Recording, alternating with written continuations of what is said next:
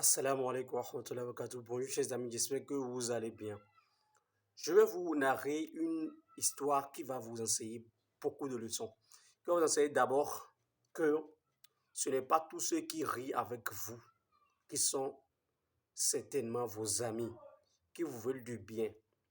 De secondo, ça va vous enseigner à être méfiant,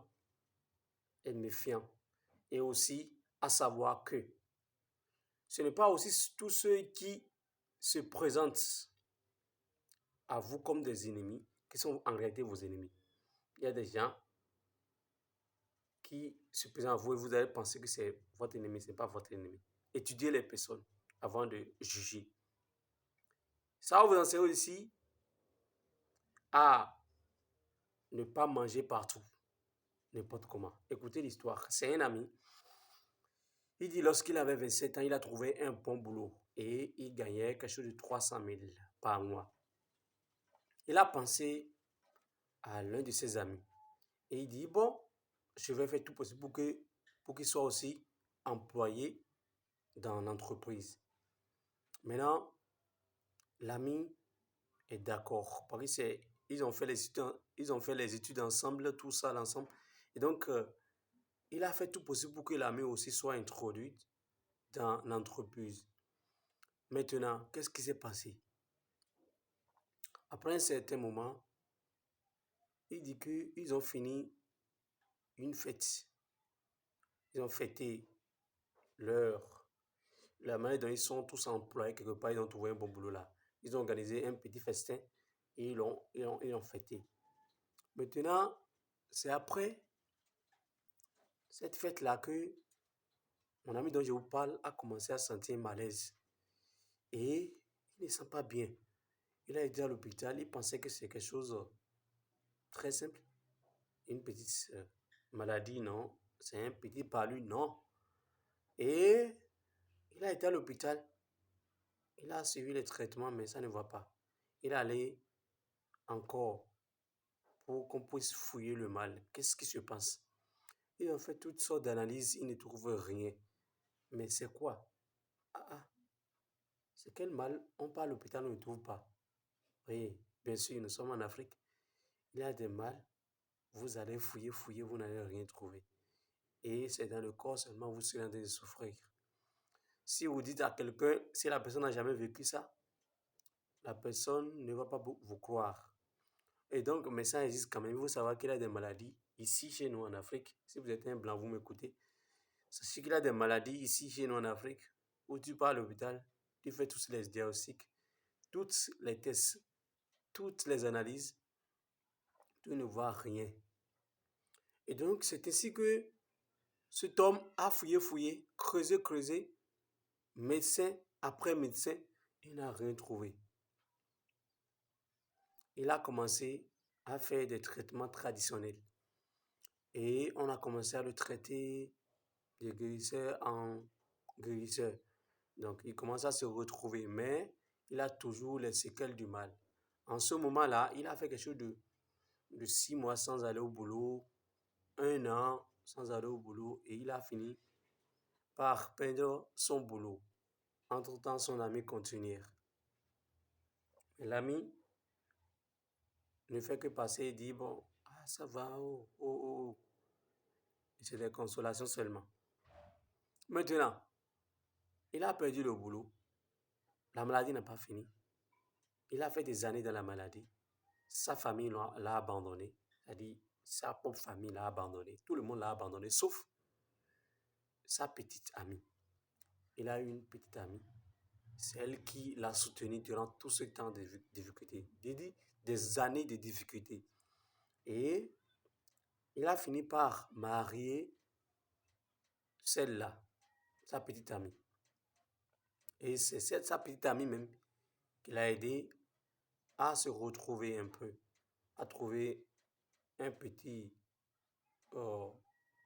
boulot. Mais ce n'est pas boulot, c'est qu'elle l'a aidé à entreprendre quelque chose.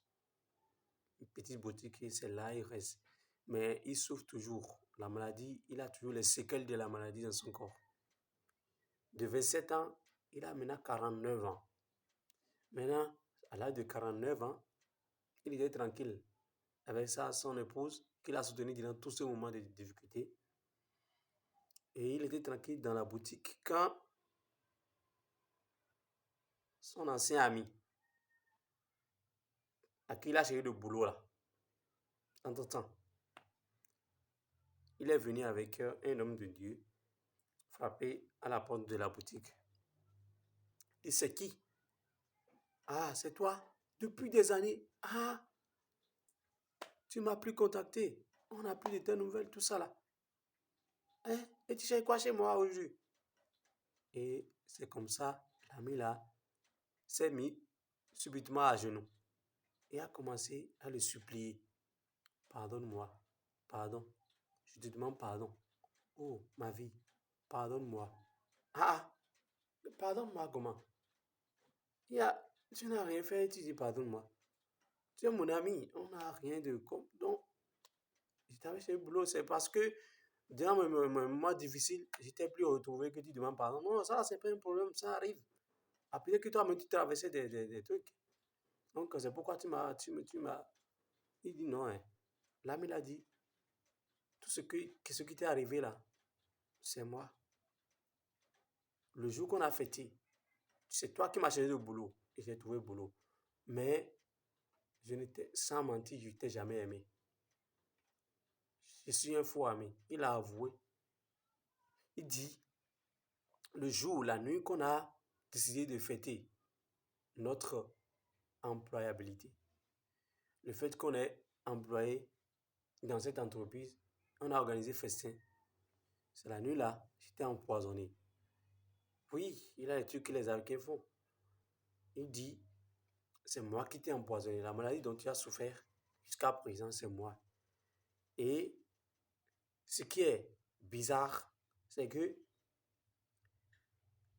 il a mis le truc dans le verre qu'ils ont à partager ensemble.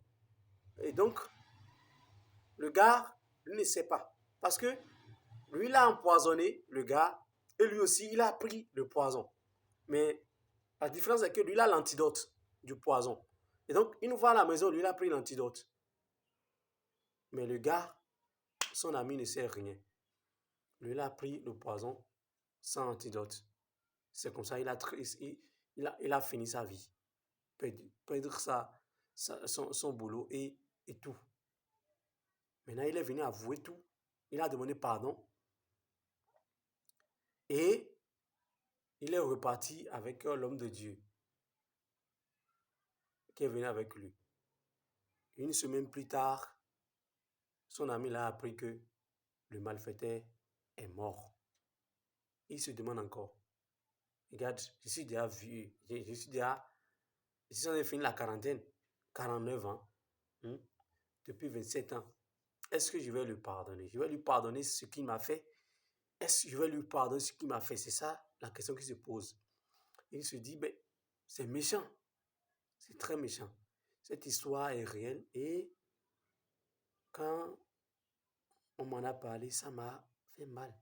Mais je tiens à vous parler de ça parce que vous devez savoir être méfiant envers certaines personnes. Ce n'est pas tout le monde qui vous côtoie qui est votre ami. Ce n'est pas tous ceux qui sont là à rire, à fêter avec vous. Non, ce n'est pas tous qui sont sincèrement vos amis. Il y a des méchants. Il y a des hommes très méchants parmi eux. Et c'est à vous maintenant de savoir. C'est à vous d'être méfiant et de prier Dieu. Priez beaucoup Dieu et demandez à Dieu de vous éloigner de ces gens, de personnes. Vous voyez, que Dieu soit avec nous. Que Dieu nous bénisse. Partagez la vidéo et restez méfiants. Abonnez-vous à la chaîne. Assalamu alaikum.